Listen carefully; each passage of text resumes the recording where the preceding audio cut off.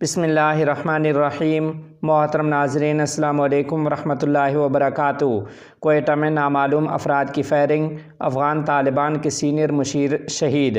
تفصیلات کے مطابق نامعلوم افراد نے رات گئے کلی کے علاقے میں شیخ الحدیث مولوی محمد عمر جان اخندزادہ کی ٹارگٹ کلنگ کی۔ مولوی محمد عمر جان اخندزادہ کے قتل کی ذمہ داری اب تک کسی جماعت نے قبول نہیں کی ہے۔ افغان حکومت کے ترجمان ذبیح اللہ مجاہد حفظہ اللہ نے قتل کی تصدیق کر دی۔ ترجمان نے شہادت کی مذمت کرتے ہوئے کہا کہ علماء کا قتل افسوسناک ہے۔ Social media platform X پر ذبیح اللہ مجاہد کا کہنا تھا کہ امارت اسلامیہ کو ملک کی بڑی علمی شخصیت کی شہادت پر شدید افسوس ہے۔ امارت اسلامیہ افغانستان اس واقعے کو ملک کے لیے ناقابل تلافی نقصان قرار دیتے ہوئے پسماندگان اور ان کے عقیدت مندوں سے اظہار تعزیت کرتی ہے۔ ووٹ دینا خدا کی ایک بڑی نعمت ہے۔ تفصیلات کے مطابق جمعیت علماء ہند کے صدر امیر الہند حضرت مولانا سید ارشد مدنی صاحب دامت برکاتہم العالیہ نے کہا ہے کہ ووٹ دینا خدا کی ایک بڑی نعمت ہے۔ انہوں نے کہا کہ یہ ووٹ ہی کی طاقت ہے کہ آپ ہندوستان جیسے جمہوری ملک کو جس بھی رخ پر لے کر چلنا چاہیں چل سکتے ہیں۔ مولانا سید ارشد مدنی صاحب دامت برکاتہم العالیہ نے کہا کہ اگر کوئی شخص بلا وجہ اپنے ووٹ کو گھر بیٹھے کھو دیتا ہے تو وہ ملک کا وفادار نہیں ہو سکتا، اس لیے ہر شخص کو چاہیے کہ ووٹ دے اور جس رخ پر ملک کا فائدہ ہوتا ہو اس رخ پر ملک کو لے کر چلے۔ پاکستان میں طوفانی بارشوں سے ہونے والے نقصانات پر افغان وزارت خارجہ کا اظہار افسوس۔ تفصیلات کے مطابق ترجمان وزارت خارجہ امارت اسلامیہ افغانستان عبدالقہار بلخی نے اپنے ایک پیغام میں کہا ہے کہ امارت اسلامیہ افغانستان پاکستان میں حالیہ شدید بارشوں اور آسمانی بجلی گرنے کے نتیجے میں ہونے والے جانی و مالی نقصانات پر پاکستان کی حکومت، عوام اور بالخصوص متاثرین کے اہل خانہ سے دلی تعزیت کا اظہار کرتی ہے۔ عبدالقہار بلخی نے کہا کہ اللہ تعالیٰ سے دعا ہے کہ وہ شہداء کو جنت الفردوس اور زخمیوں کو جلد صحت یاب کرے۔ شہریوں کے مسائل حل کرنا امارت اسلامیہ کے حکام کی ذمہ داری ہے۔ تفصیلات کے مطابق افغانستان کے نائب وزیر اعظم برائے اقتصادی امور ملا عبدالغنی برادر اخند نے دورہ روزگان کے دوران صوبے کے حکام، مجاہدین اور شہریوں سے ملاقات کی ہے۔ انہوں نے ملاقات کے دوران حالیہ سیلاب سے ہونے والے نقصانات کے پیش نظر انہیں ہر قسم کے تعاون کا یقین دلایا۔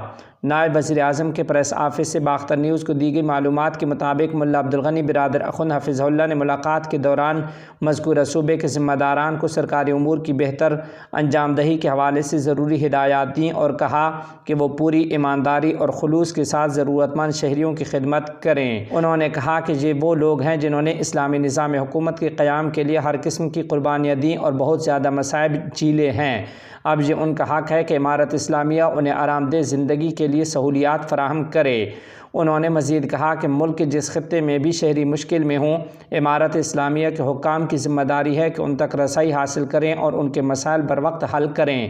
اسی طرح روزگان کے مکینوں نے امارت اسلامیہ کے سول اور فوجی حکام کی کارکردگی پر اطمینان کا اظہار کرتے ہوئے کہا کہ امارت اسلامیہ کے ذمہ داران نے ہمیشہ مشکل کی گھڑی میں ان کی مدد کی ہے۔ ملا عبدالغنی برادر اخند کا کہنا تھا کہ اب پورے افغانستان میں امارت اسلامیہ کی حاکمیت سے لسانی اور علاقائی عصبیت کا خاتمہ ہو چکا ہے۔ نائب وزیر اعظم مولوی عبدالکبیر حفظہ اللہ سے نورستان کے قبائلی عمائدین کی ملاقات۔ تفصیلات کے مطابق نائب وزیر اعظم برائے سیاسی امور مولوی عبدالکبیر حفظہ اللہ سے صوبہ نورستان کے متعدد قبائلی رہنماؤں نے ملاقات کی ہے۔ قبائلی رہنماؤں نے ملاقات میں حکومت کے ساتھ اپنی حمایت اور تعاون کا یقین دلایا اور نائب وزیر اعظم کو نورستان کے عوام کے مسائل سے آگاہ کیا ہے۔ انہوں نے نائب وزیر اعظم سے نورستان میں مزید ترقیاتی منصوبوں پر عمل درآمد کی درخواست کی۔ قبائلی رہنماؤں نے نوجوانوں کے لیے روزگار، صحت اور تعلیم کی سہولیات فراہم کرنے کا مطالبہ کیا۔ دریں اثنا نائب وزیر اعظم نے اس ملاقات میں کہا کہ نورستان گزشتہ 20 سال کے جہاد میں خصوصی اہمیت کا حامل رہا ہے اور اس کے عوام نے بہت مشکلات جھیلی ہیں۔ انہوں نے مزید کہا کہ امارت اسلامیہ کے حکام کے دروازے تمام لوگوں کے لیے کھلے ہیں اور وہ ان کے مسائل کے حل کے لیے کوشاں ہیں۔ انہوں نے یقین دلایا کہ وہ نورستان کے مکینوں کے مسائل کے حل کے لیے متعلقہ اداروں کو ہدایات دیں گے۔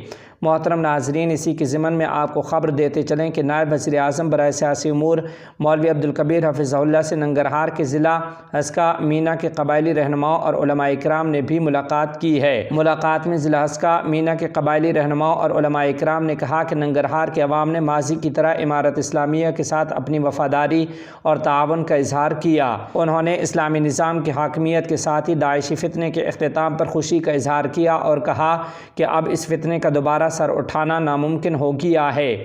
قبائلی عمائدین نے مذکورہ ضلع میں چراگاہوں کی ملکیت کا حل بھی طلب کیا اور اپنے مطالبات تحریری طور پر نائب وزیر اعظم کے ساتھ شیئر کیے ہیں۔ ساتھ ہی نائب وزیر اعظم نے امارت اسلامیہ کے ساتھ ماضی اور حال میں تعاون پر ننگرہار کے عوام کا شکریہ ادا کیا اور کہا کہ ننگرہار کے عوام کی حمایت اور مجاہدین کے ساتھ تعاون کی وجہ سے امارت اسلامیہ کو دوسری بار فتح اور اسلامی نظام کی حکمرانی نصیب ہوئی ہے۔ انہوں نے مزید کہا کہ اسلامی نظام تمام افغانوں کا ہے اور تمام شہری بلا تفریق اپنے مسائل اور مطالبات متعلقہ حکام سے شیئر کر سکتے ہیں۔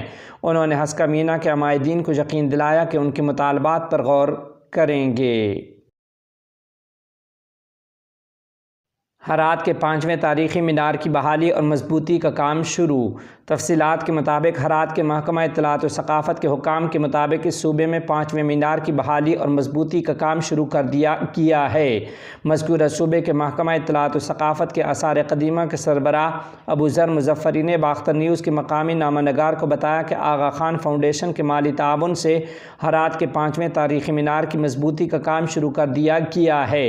اس موقع پر آغا خان فاؤنڈیشن کے عہدیدار محمد داؤد صادق نے بتایا کہ تاریخی مینار کی صفائی اور قدیم دیواروں کی نشاندہی کا عمل شروع اور منصوبے کے مطابق مرکزی دیواروں کے ساتھ ساتھ امدادی دیواریں بھی بنائی جا رہی ہیں تاکہ مینار پہلے کی طرح مستحکم رہے۔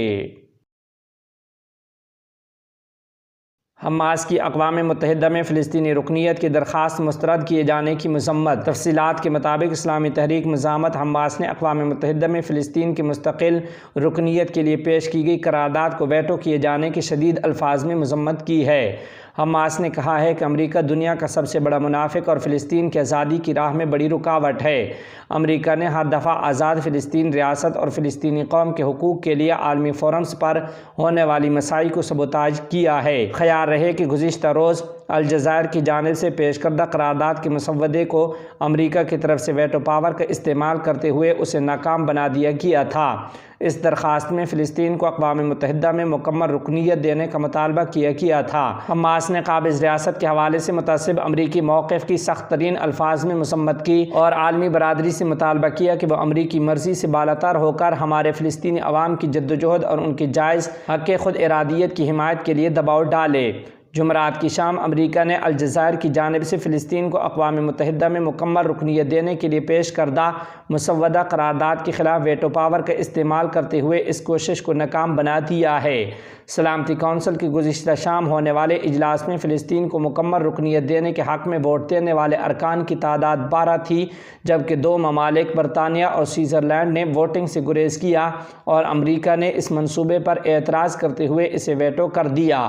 مالٹا کی مندوب اور سیشن کی سربراہ وینسیا فرائزیر نے کہا کہ فلسطین کو اقوام متحدہ میں مکمل رکنیت دینے والی قرارداد کا مسودہ کونسل کے مستقل رکن کے منفی ووٹ کی وجہ سے منظور نہیں کیا جا سکا ہے۔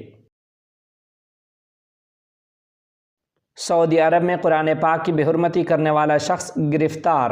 تفصیلات کے مطابق سعودی عرب کے دارالحکومت ریاض میں پولیس نے ایک شہری کو قرآن پاک کی بے حرمتی کے الزام میں گرفتار کیا ہے۔ العربیہ نیوز کے مطابق ادارہ امن عامہ کی جانب سے جاری بیان میں کہا گیا ہے کہ ملزم نے قرآن پاک کی بے حرمتی کی اور اس کی ویڈیو بھی سوشل میڈیا پر جاری کی، جس پر ادارے کی ٹیمیں فوری طور پر حرکت میں آئیں اور اس کو ریاض سے گرفتار کر لیا ہے۔ پولیس نے ملزم کے خلاف مقدمہ درج کر کے اسے مزید کارروائی کے لیے پراسیکیوشن کے حوالے کر دیا ہے۔ واضح رہے کہ سعودی عرب میں ایسے افراد کے خلاف بلا امتیاز اور فوری کارروائی کی جاتی ہے جو اسلام اور آداب عامہ کے خلاف غلط حرکت کرتے ہیں۔